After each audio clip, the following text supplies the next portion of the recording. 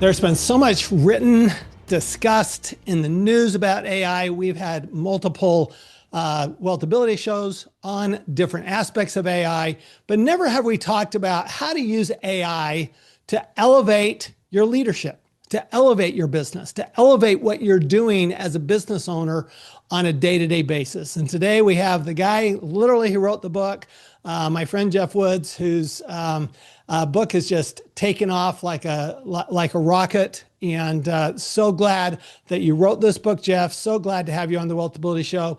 If you would, just give us a little bit about your background. How'd you get to this aspect of AI, of all the different aspects you could have written about? Yeah, so my fundamental belief around the AI-driven leader was that the difference that makes the difference with AI is not AI. It's the leader who harnesses it. And my career has really pointed me here. I previously co-founded a training and consulting company based on another really popular book called The One Thing, where I partnered with the co-authors, turned that into a global organization. And at the core, I had to master this ability, Tom, to ask leaders really strategic questions to get them to think differently so that they could unlock new levels of growth. And this became a superpower of mine. I ended up selling my stake in the business in 2022 and got pulled in-house by a client called Jindal Steel. This is a global steel company, about 100,000 people. I've been the coach to the chairman of the board and his whole C-suite. He had me come in as chief growth officer over all their operations. And over a 4-year period, we took their market cap from 750 million to 12 billion. The way we did is there was a very, very intense focus on strategy, execution, people, and technology. So working with the C-suites of every operating company that we own to define our strategy or our competitive advantage. Then aligning that with execution. What's a focused business plan we'll stay focused on? And then realizing we have all these people, but their job descriptions are not dynamically shifting as goals and priorities are constantly shifting. And I found myself asking, well, how might you do that? And that's when you'd have to look to technology. It was December of 22 when I saw ChatGPT for the first time. And when I saw it, I had the thoughts that most leaders have, which is, I'm busy, I'll get to it later. I'll delegate it to IT, or maybe we can just hire a consultant to do it for us. But there was something deep inside me that said, what if this was a skill that was worth mastering? What if this could serve you no matter where you go? And I started using it every day the wrong way. I was asking all the wrong questions. I was asking, how do I use this to write better emails? And it felt like a waste of time. But that's when I realized, okay, my career has been defined by asking leaders the right questions to unlock growth. But here I am asking AI questions. Could I get AI to ask me the right questions? And that's when I discovered this idea of using AI as a thought partner. I was in Delhi. I'm at the chairman's house. I'm showing him how I'm using it for strategy. He was blown away and asked that I run it for the company. The problem is I know nothing about AI. But I know anytime you're hitting a ceiling, you're just missing a person. It's asking who, not how. And my who ended up becoming Google. So I partnered with them, learned a lot about the tech. And as I started driving it through the organization, I just realized everybody's focusing on the wrong thing. Leaders are asking, what's the right use case? Right. But it's the wrong question because AI adoption is not your goal. Building a better business and better lives is. And I realized there needed to be somebody who would come out and help leaders shift how they think and lead in a world that's AI driven, and how they can even harness AI to elevate how they think and how they lead. And that's what ended up becoming the AI driven leader, which is now the #1 book in the world for AI. Well, this is a lot to unpack here, Geoff, and we're going to do it in a very short time. Where do you start with? Because what I heard a lot of you say, and I've spent a lifetime learning how to ask better questions. This is how we get better tax results in my business, is by asking better questions, right? And I've had a lot of AI people on the show talk about, well, and they tend to agree with the concept that AI is really good at giving the answer, but they're not really good at asking the question. And yet I just heard you say, I think, that you can actually get AI to help you come up with the questions to ask. Oh, yeah. Let's start there. So I have a framework for how I communicate with AI. And the communication is everything. It's just like in a marriage, Tom. If you don't communicate effectively with your significant other, Wifey ain't happy, or vice versa. How you communicate is everything. I have a framework called CRIT. CRIT stands for context, role, interview, task. This is the most important thing I can say on this show. I would literally pause it and I would write that down. Context, role, interview, task. You give AI lots of context about the situation. You then assign it a role where you tell it the kind of expert you want it to become. But then you say, interview me. Ask me one question at a time, up to 3 questions to gain deeper context. Then task, tell AI what you want it to do. That framework right there will cause AI to turn the tables and it will naturally start to interview you and ask very strategic, sharp questions. Literally, you could give me any use case, any problem, and we could write crit and AI could get into the passenger seat and become very valuable to you as a thought partner. Okay, so walk us through. Sure. You're talking to a business leader. They're going, hey, I'll give you a real story. I was in a room of CEOs and I asked, what are the biggest problems you're facing in your business right now that if we could just solve them, it would unlock a new level of growth? The question itself is strategic because AI adoption is not the goal, growth is. So this would automatically get us to the heart of what matters. One CEO looks at me and says, I got a big problem. I run a manufacturing company here in the US. I leased all this capital equipment from a company in Japan. Things have shifted in the market. The debt structure is killing me. We're going bankrupt if we can't get it restructured. I asked him what he had done. And he goes, I feel like we tried everything. And he lists off 5 very specific strategies they had deployed. None of it has worked because this is a public company in Japan. The board is refusing to restructure the debt because they think they'll lose face in Japanese society. And he's literally going out of business as a result. And he asks me, can AI help? I pull up my computer, and this is the actual prompt I wrote. Context, I'm a manufacturing CEO. I leased all this equipment from a company in Japan. Things have shifted in the market. The debt structure is killing us. We're going to go bankrupt if it doesn't get restructured. I feel like we've tried everything. I listed every single one of the strategies. None of it has worked because this is a public company in Japan. The board is refusing to restructure the debt because they think they'll lose face in Japanese society. I have no next steps and I fear we're going out of business. Roll. Your role is to act as an investment banker with deep expertise in restructuring debt. Interview me. Ask me one question at a time, up to 3 questions to gain deeper context. Then your task is to generate 5 non-obvious strategies I could deploy to get the board to restructure the debt. That was one prompt. Context, role, interview, task. Some of you are listening to this going, I had no idea you could talk to AI this way. This is a whole new ballgame. AI turns the tables. And as an investment banker with deep expertise in restructuring debt, who knew 2,000 years of Japanese culture and history, it asked, Tom, do you have any relationships with any other influential executives in Japan that the board would respect? I look at the CEO and he goes, whoa, I would have never asked that question. I actually do. It asked 2 more questions like that before it came back and said, here's your 5 non-obvious strategies. Number 1 was called the Saving Face Consortium.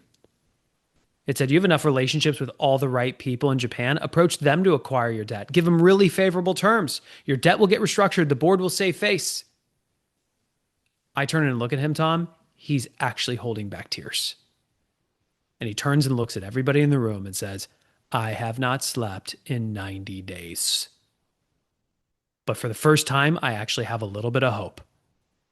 2 months later, I get a text and it says, the ball is moving. I actually think this is going to get done. Here's the point. What if your ability to think strategically was the difference between growing your business and going out of business? And what if the very solution to thinking strategically was the very tool you're trying to figure out, which is using AI as a thought partner? It's a great story, and you really have to think about that one. One of the things that is clear is that you've practiced asking questions. Oh yeah. Because you are setting up the context and you're good at this, clearly. I mean, this is a skill set. This is not something you developed with AI. This is something you've been doing for years and years. Setting a context, recognizing the role, interviewing and asking those questions. Now you're going to a business owner that, yes, has some of those skills, but that is not their skill. So how do they practice? How do they get to Good setting question. up that context the right way, the role, the interview, Sure. et cetera? So one, you're right. It is a skill that I have harnessed and strengthened. You can too. Just because you may not have it today, not an excuse. So here's what I recommend to people. Like literally, this is in the book. Simplest homework I can give people. I'm holding up 2 sticky notes right now. Sticky note number 1 in Sharpie says, "How can AI help me do this?" Sticky note number 2 says context, role, interview, task. Like literally, I've had hundreds of thousands of people put these sticky notes on their desk. It'll change your life because every day you're doing something and you're going to see that first sticky note. And you're going to I was reviewing my financials, Tom, and I looked down and saw, how can AI help me do this? And I thought, what would that prompt even look like? And then of course, right next to it is crit. And so I literally opened up my AI tool, which was ChatGPT, was the one I was using. And I put in context. Here's my financial statements. Drag, drop, roll. Your role is to act as my CFO. And you're really good at telling a CEO who doesn't really know how to read financials the things he should know about his business that he doesn't know about his business. Interview me. Ask me 1 question at a time, up to 5 questions to gain deeper context. Task, tell me what those 5 things are. That's not that complicated of a prompt. It's more about you just putting crit into the context window, meaning the little chat window, and just filling in the blanks. And a pro tip I can give people is do speech to text. Most of these models have a little microphone icon that if you click it, instead of having to type it, you can talk it. And especially the context section, perfectionists are the ones that really struggle with this because they try to edit the crap out of themselves. Don't. I have literally put it on voice mode and talked for 10 minutes, stream of consciousness, like an absolute hot mess. And then said, your role is to be my thought partner, interview me, ask me 1 question at a time, up to 5 questions. Task, help me organize my thoughts. Because I was just swirling all over the place. It was amazing how it could collapse and organize all these disparate ideas into a cohesive, clear message. So just talk to it and don't worry about the editing. Don't worry about the spelling. And when you think that you've given it enough information, give it more. The difference between McDonald's and a Michelin star meal is quality of ingredients. The more quality you put in, the better quality you're going to get out. What strikes me here, Geoff, is that I think because AI is it's just so out there for most of us that I think what you're illustrating is how underutilized how we underutilize it, and that we can't have that conversation with it, that we can actually have a board meeting with AI as the board, right? I mean, you talk about that.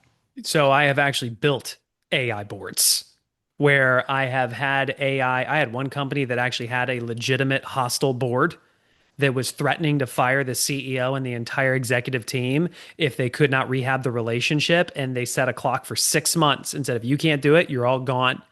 And the CEO calls me and says, I don't even know what to do. I swear it's not us. It's like all these guys have all this childhood trauma that they've never healed and they think we're their punching bag. Can AI help? And I literally pulled the exec team together on Zoom and wrote crit. Context, I'm the CEO of, and I named the company. We've been working toward an exit in the next 24 months, but our biggest problem is a hostile board. Every quarter is a bloodbath. 50% of my executive team's time is wasted with board distractions. The chairman just called and said our relationship is so dysfunctional. He's given me 6 months to turn it around, or he's going to fire me and my whole executive team. I don't know what to do. It's not us, it's them. Like that was the context section. I'm just talking and sharing what I basically just shared with you. Your role is to act. And again, I literally just sat there and thought, who would I want to advise me? as an HR professional with deep expertise in creating personality profiles. Interview me. Ask me one question at a time, up to 5 questions to gain deeper context about one board member. Then task is to create a personality profile for them that we could use to create an AI board. AI interviewed and created a personality profile for Susan. And when the CEO looked at it, I said, don't trust it. It just made that up. Give it feedback. Tell it what you like about it. Tell it what you don't like about it. Tell it the top changes. I just gave you gold, by the way. Most people trust the initial output. Don't. Right. Tell it 3 things. What do you like about it? What don't you like about it? What are the top changes you want made to it? He gave that feedback, and what it came out with, he was like, holy smokes, that's her. We did that for every director. And then with a few clicks of a button, created a custom GPT, which is just a mini app inside of ChatGPT, literally drag and dropped the personality profiles in and said, your job's to be our AI board. Be able to simulate each director based on their personality profile so we can give you the deck before the meeting so you can review every slide as every director and tell us what the board will say before they ever say it. To test it, Tom, we took a deck from last quarter. We know what happened there, gave it to the AI board. Guess how long it took the AI board to read 60 slides as every director and start generating feedback? Like a minute, I would guess.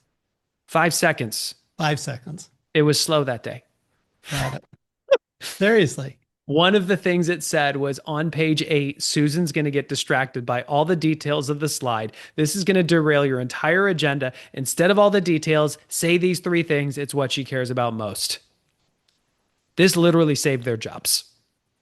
Wow. I have created my own AI board because it's lonely at the top. And I had thought about. I'm going. I'm going to get to what you're going to say here. Yeah. So I've had boards. I hate them. Yeah. Okay. Because of all this that you're just talking about. I mean, so many of them, they're just like that. So any reason you don't have only an AI board? Well, from an actual governance standpoint, I get that if you're a big company, but if you're a little company. So that for me, I have an AI board. And what I did is I wrote crit and I said, my 10-year vision, here it is. And I drag and dropped it. Here's our business plan. Here's our culture documents. Here's what I believe my strengths and weaknesses are as a CEO. And I had AI interview me to understand if I were to assemble a board, what would be the skills and capabilities I would want to acquire to help get me to my 10-year vision. And it did an interview and it spat those out. And I didn't trust it. I gave it my judgment and my perspective. And I said, great, these are the ones I want. And I said, great, now research famous people that have exemplified these skills. Like one of them was vision, storytelling, and product design. Well, turns out Steve Jobs is pretty good at those. So I built a personality profile for Steve Jobs. Steve is on my board for those 3 things, but he is explicitly never allowed to give me advice on being a husband, a father, or a leader. Warren Buffett is on my board for long-term planning and risk mitigation. Jeff Bezos is on my board for operational scalability. My future self, 30 years in the future, is on my board, so the man I want to become can advise me today. The stuff I bring to my AI board is wild, and it has completely changed the trajectory of our growth. So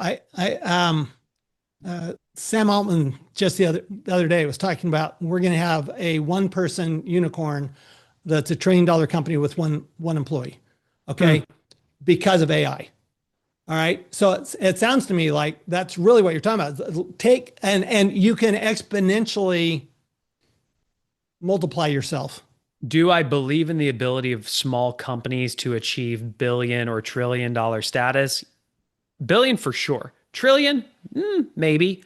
Do I believe in the 1-person thing? I don't know if I buy that one because, when I look at me and my company, we are lean and mean. We will at scale be able to, I believe, be one of those companies. I don't think we'll ever need more than 50 people. But I also, at the same time, I wouldn't want to do it alone. Well, I'm clear on where there is that. But my point is that everything you're saying is really talking about an exponential benefit from AI that we're not even coming close to tapping into. I mean, for example, could we have? Let's take about the C-suite. Could we have CEO, your CMO, your CFO, your CTO, could they be AI? Yes.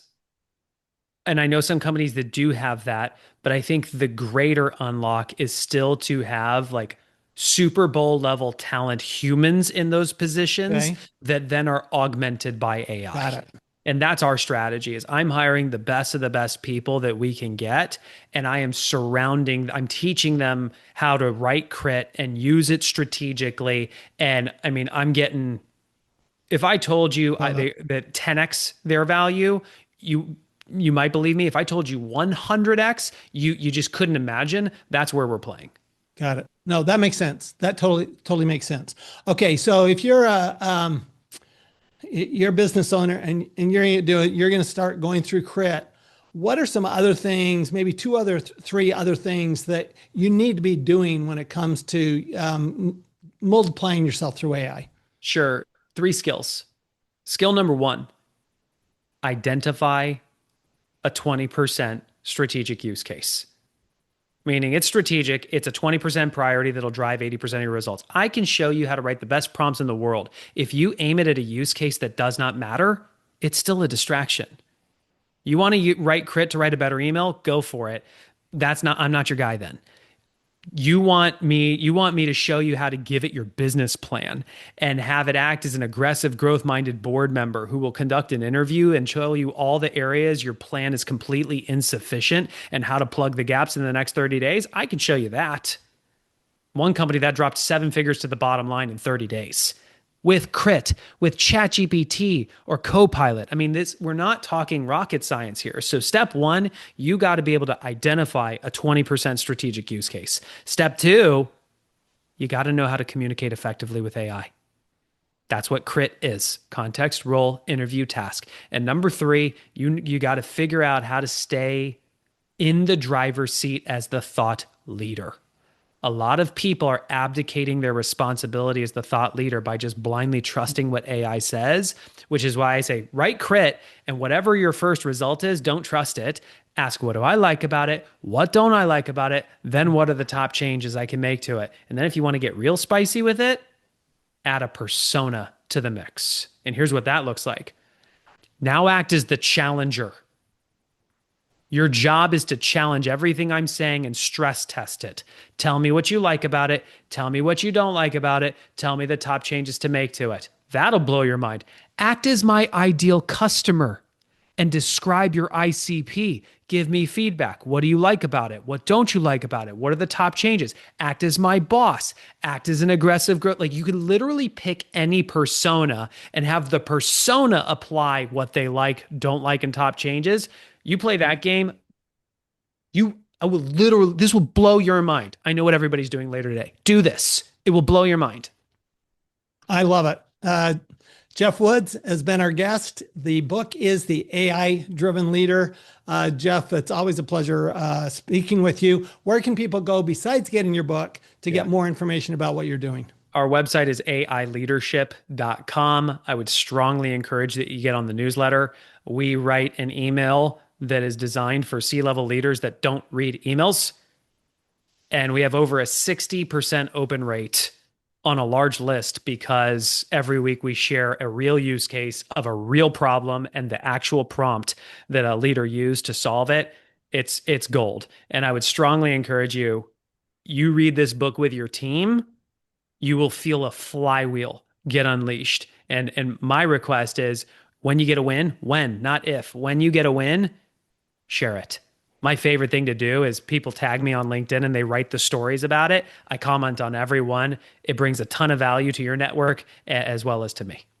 I love it. And so this is what we're seeing is that when we really work to harness AI, and actually is really what we're doing is harnessing our own superpower with AI. That's what we're doing. And when we do that, we know it's going to be way more money, but I'm going to tell you, it's going to be way less tax. We'll see you next time on The Wealthability Show.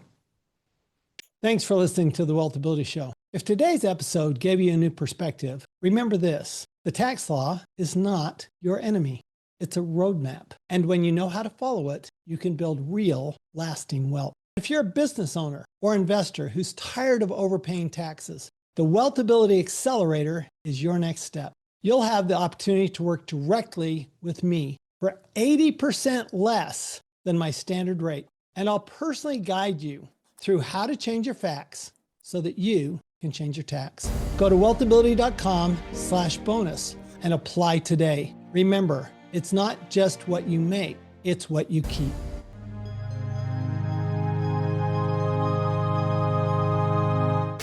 This podcast is a presentation of Rich Dad Media Network.